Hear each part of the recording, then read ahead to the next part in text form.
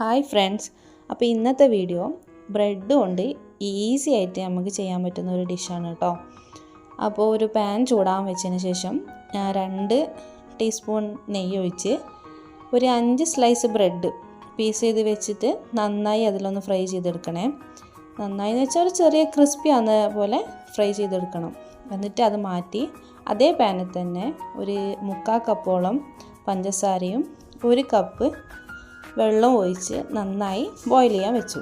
അതിന് ശേഷം പിന്നെ ഗ്രാമ്പുമാണ് ഞാനിട്ടത്. ശരിക്കും ഏലക്കായാണ് ഇടേണ്ടത്. എൻ്റെ കയ്യിൽ ഏലക്കായ ഇല്ലാത്തതുകൊണ്ട് ഞാൻ ഗ്രാമ്പു ഇട്ടു ഒരു ഫ്ലേവറിന് വേണ്ടിയിട്ട്.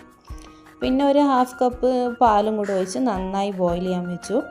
അത് നന്നായി ബോയിൽ ചെയ്ത് വന്നതിന് ശേഷം നമ്മൾ ഓൾറെഡി ഫ്രൈ ചെയ്ത് വെച്ച ബ്രെഡ് എടുത്തിട്ട് അതിലിട്ട് നന്നായി കുറച്ച് നേരം ഇതുപോലെ ഇളക്കി കൊടുത്ത് ഒന്ന് വേകണം.